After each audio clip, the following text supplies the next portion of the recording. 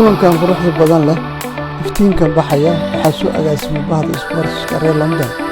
waxayna ku soo dhaweynayaan rag qiimo badan bulshada Soomaalida magac ku leh ehel sports ah madax sare Said Qarshaad DJ Maxamed Xasan Sheena Abdulqani Jooya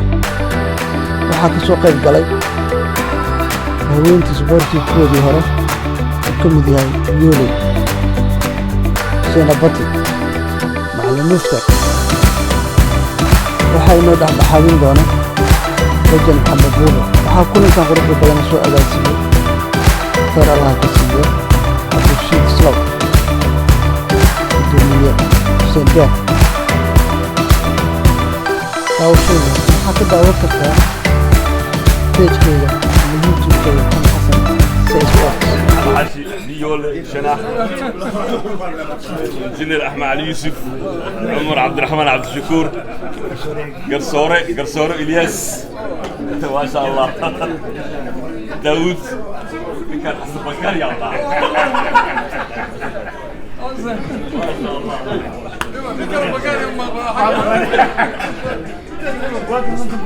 سبورتيغا هدي فهم مركز وحنا وانا الريحه وحنا سبورتيغا سياسه الشقه مش كلها سبورتي سياسه الشقه اسكو ليه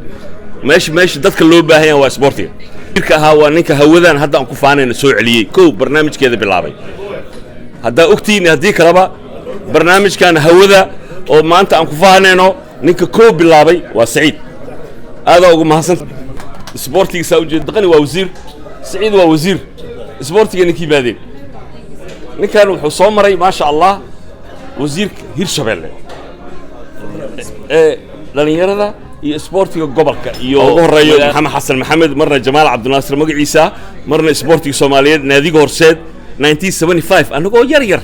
ololihan ka imaanay markaan ka imaanay asagii Cabdulatiif naadiga horseed ayaa loo xareeyay anaga waa xanaaqnay marka waxa isku dayn inaa aadno marka waa aadi weyn warka ma sha Allah horyaalkii 77 way la qaadeen 79 way la qaadeen laakiin ninkan uu jabay nasiib xumo ku dhacday Abuukar Islaaw waa family sport waa Abuukar Islaaw Ali Yari Umar ilaa afar group ka soo baxday soo dhow abisna waa Islaaw wada Islaaw jiyo wa alaykum salaam wa rahmatullahi wa barakatuh walaalkay Maxamed Cabdiraxmaan Muxudiin iyo magaciisi Islaawga oo noo qaban qaabiy xafladan aad iyo aad markuu muwaasiniin maanta xafladan qurux badan isku keenay dadku keenay mid kale maxambu waxa waaye sportigi iyo iskoolada Jamaal Cabdinaasir guriga laba baa ka tirsan yahay markuu soo dhaweeyay maanta xafladda oo noo qabtay waa farxad weyn waay aad iyo aad marka waxa ma hadlay dadka lagu soo dhaweenay ugu horeeyay wasiirkeena Said Qorsheel oo wax badan maamulka sportiga ka soo qabtay waa ninkii Olimbikada Soomaaliyeed iyo wasaaradda sportiga kala bixi dadkii kala gooy waay oo goon u istaaji waay wax badan ka soo qabtay haddana rajeynayno inay wax badan ka qabtaan maartay sportiga Soomaaliyeed dadka sportiga ciyaaro Soomaali joogo si dhibaatadii cariiriga loogu bixi lahay marka waa xaflad aad u sareyso marka waa in salaam kulli walaalka ka soo qayb galay waxa kale waa Cabdiqaadir Xasan Faarax walaalkayga aan saaxiibka nahay waa biris kala imaanay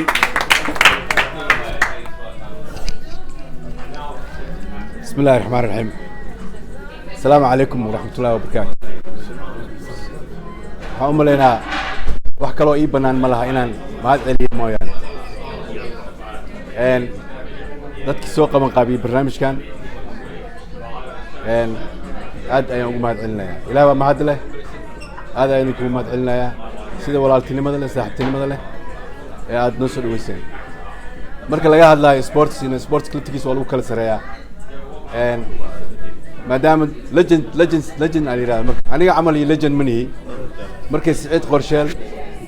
Maxamed Xasan Shinax Muftal بيولي على عبد الرحمن كولي أنا وحنا قلنا حمالته مركز أيها لو جد الله جنس مركز صاحب بيال هذا بأم سنتين سيد ولا تلمذ له نص دويسين ما لانكو أرسن كالكلي وحوا إنا الله أنا يقول ما دان يا مركز يعني كو السنة إن شاء الله إنك مني أرنتس الحلس كسرتها محمبوبي يو سلوغا aad baan idinku mahad celinayaa sababtoo ah si gooniya ayaad macni noo kargeysan macni London waxaan u maleynaa inaan ku soo laablaaban doono haddii la yiraahdo marka waa mahadsantiin. عبد القادر حسن فارس سعيد جامع علي سعيد قرشيل ما شاء الله walaalkeena sharafta leh aad u maasanya waqtiga qiimaha badan uu na siiyay ku soo dhawow asagoo u yimid aroos walaalkiisa ah khayr Allah u dhigo insha Allah bismillahir rahmanir rahim ilaaha ma haskale marka hore dhamaan waa in salaam iyo xarku salaam iyo salaanta islaamka assalaamu alaykum wa rahmatullahi wa barakatuh ingiriiska waa maqli jiray inuu iskala saara laakiin waxaad noo noqoteen taajkii runtii boqortooyada la iskama yaraaho waa wax la yiri oo kuma ku sano soo dhisnaa marka wayna ka muuqataa inaad noqoteen jaaliyadaha Soomaalida ama sportska dadkii taajka u siday inaad noqoteen waxaan leeyahay marmar waxa la yiraahaa warwarkaas ma la hubaa marka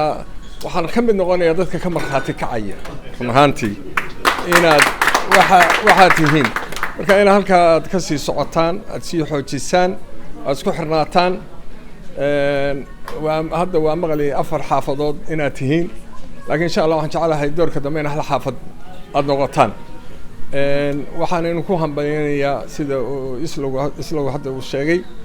in kooxda juniorka Soomaaliyeed oo ciyaaraha hadda u soo baxay inaad u diyaar garoobaysaan waa ku sii dhiirigelinayaa inaad maaragtay waa dhalinyaro masaakiin waa aragnimadeeda aan ku leeyahay markaan qaranka aan ahayn oo ciyaari jirnay dunida aan tagi jirnay inta kuweedo kale aan tagnay oo aad aan u ciyaarnay oo aan semi finalkii soo galay oo Suudaan oo kaga soo badanay xamar ama Suudaan laftigeeda aan kaga badanay ba haddana koobkii qaaday Suudaan ku qaaday markaan kaalin saddexaad aan galay laakiin jaaliyadii Soomaaliyeed oo markaa ku noolayd maxay ahayd Kuwait wax kastayna siiyeen waxay nin walba saacadaha loo soo xiro wadyaabasa nin walba maxay ahayd tukaan inta la geelayahay hataa kabta ka noqotay rag baa hataa dhar dumar iska gatay waxa farxadda ka badato wax kasta aad sameynaysaa macnaha malay waliba markii dambe iyagu gashan leh war dharkan waa dhar dumar baasha iska dhig moogtay marka waxa gaarsiiyay waxa jaaliyada Soomaaliyeed oo Kuwait ku noolayd oo hataa dhaqaale maaragtay nasiiyay Suuriya marka waxaan ku wadaa inay dhalinyarada xilli dagaal baa la soo galay inaad maaragtay yarka aad looga warhay waxaan ugu noqonayaa fikirka taa keentay dhameystirkiina yeesh bay ila tahay waxaan kala markaa rabaa si gaar ah inaan ugu mahadnaqo jaaliyadaha Sweden iyo Atlanta odayaasha ka socda iyo Ingiriiska iskuma jeedaan triangle waxa tihiin wax weyn maantana waxaynu kala daaranay Jamal Abdinaasir marka waa wax weyn runtii markii sidaas kala dhacdo waxaan jeclaan lahaa marka inaad maaragtay anu runtii Maxamed Buube waxayaan waa shakhsiyaadka yar oo aad moodid in hibe Ilaahay u siiyay inay wax maamulaan maaragtay dadka isku ururshaan muddo gaaban buu Kanada noogu yimi runtii ma malayn kartaan hadda marka aad maqashaan ciyaaraha toddobaadka Soomaaliyeed baa la imaanaya Ingiriiska oo Kanada laga imaanaya abaabulkeeda xageegtay hataa dadku isma weydiiyaan biyo fadhiya biyo socdaan dhaqaajiya xaggu noogu yimi ilaa hal soo baxo Kanada hal yimaado London qabanqaaba la galay marka Soomaaliya art center ayaan ku sameynay hatta fanaaniinta soo kaxaynay inkastoo markii Ingiriiska yimaadeen ay soo noqdeen rag qaarkiisina ka caawdeen wax kale ma ahayn nin fanaaniinta ka mid ahaa baa malaha waxa loo socday libaaxiyada banaadir ayuu loo socday markaas uu asal waqooyi ka yimi marka niman waqooyi arka waxaan war libaaxiba marka waa aad u baaragtay marka waa la qabsadayo inkii xagga joogay qabsaday reerkayga waxa lahayd kii arka war libaaxiba ninka meeshan baraya marka xagga uu ku soo roday libaaxida ba ka baxay kuma jiri marka lacag fanaaniintii baa la keenay kubadda cagta iyo koleygaba waagaas soo kaxaysay Buube San filayo marka ilaa waaga waa arkay inuu abaabulkiisu aad u fiican yahay waa jecelahay marka maanta bees joogo meel ka sareysa inaan maalin u garanno inaynu idhaahno waa mahadsantahay qaabkeeda inaanu samayno qofku wuxuu u dhammaado meeshu ku dhammaado in at least la xuso way qurux badan inuu waxaanu naqaanaa marka qofku tago ti alla u timaado marka dhaqan bayno magac baa loo soo xalay xabaal amaan xilliga xabaalaha un baa la amaana laakiin qofka nool in wax loo qabto aad baa u fiicnaan lahayd marka taana waa aad iyo aad baan maartay shakhsiyan aan leeyahay in loo sameeyo odayaasha sida maxay ahayd doctor Cunaaye oo habeenii maalin taagan muxuu ahaa Axmed Sheel iyo rag la mid ah marka in bal maxay ahayd laga warhayo waqtigu waa socdaa waa in yaroo istaqaano Soomaalidu marka alxamdulillah wax kale oran maayay mahadnaq guud oo Ingiriiska ah ayaan siinayaa aan leeyahay waa mahadsantihiin runtiina isbedelka yar oo hadda maaragtay ciyaaraha bal wajigiisii waxaad ogaataan dalkii maadaama dagaal isku jiro dhibaata jirto inuku wixii qaban kartaan hoggaanka qaata ceeb ma ba samayn kartaan muxuu ahaa mar dhaxaas waxa taraan waan imaanana anagoo kooxa tartan baa lagu qabanaya xamar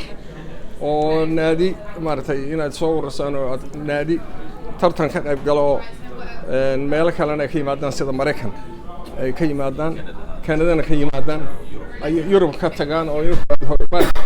dhamaqaaba saasa jirtay inuu ka hormood ka haydeen marka waxa dhigina hawshii hala soo noolayo maaragtay aan wax kale oran maayo waa amaan wuxuu ahaa dadkii rag baa jiray abayaashoodan saaxiib ahayn sportska aan ku wada jirnay oo aan hadda maaragtay marka arko aan xusuusanayo waalidka xusuusanayo marka saasaan rabnaa in maaragtay inuu waqtigiina aad qaadataan oo aad maaragtay noqotaan dadkii Soomaali aad matali lahaa warnimay inaga qofna inoo maqna ceelna inoo maqna inagu baa dadku inoo sugeen Soomaaliya dadkiina dibadda jooga hadda wax kala qaban weydaan hatta taageero sida hadda kelmadii markii dhow hadda tirahan waxaan ururinaynaa Soomaaliya inta gobol shanta state la yahay hadii min hal container oo baloni ah China looga diro waxa laga yaabaa inay noqoto $2,000 container waxa laga yaabaa inay $12,000 intaas Soomaaliya oo dhan ku badbari karta waxna u qaban karta aan vision saasoo kala in la yiraahdo xataa meelaha jirka lagu dhisi karo qalabka lagu dhisayo baan iibinay sanadkan waxaan ugu talagalay Muqdisho ama sanadkan waxaan ugu talagalay maxay ahayd Kismaayo Baydhabo iyo baan ka wada xoogaa inaynu sida maaragtay wax u xoojino marka waxaan ku soo gabagabeynayaa hadalkayga aad iyo aad baan Ingiriiska runtii araal uga nahay kana arkay maaragtay dad nool joogo wax qabanaya niyad furan maxay ahayd dadkii soo dhaweynayana runtii ay tusayaan in meesha dad joogaan marka wal wixii kale oo anaga xagga Soomaaliyana waxa leenahay xagga waa la jira dad baa jira hadda Ingiriiska waa lagu maqan yahay dad baa ku nool ambantada ka ogaano taladiinana waa runtii waa qaadanayna marka waa mahadsantihiin Atlanta ay diid wuxuu yiri xal yimaada waa gudaya abaalkaygan gudaya waa bal ay diid intay intay kartaa xilliga hal isku dayo in assalaamu alaykum wa rahmatullahi wa barakatuh saacadooyinka dadweynaha daawanaya waxaan ku codsanaynaa inaad subscribe-ka noogu kaalmeysaan like comment-gana waa xaqiina marka hanaga xishonna wixii qalad noo soo sheega waa idinka wargelina haddaan rabtiin marka sinaana daawataan account-kaada kaaga soo dhaco geedka saa u socdo السلام عليكم share like comment كل idinka idinka warsuginaa Maxamed Xasan say no more London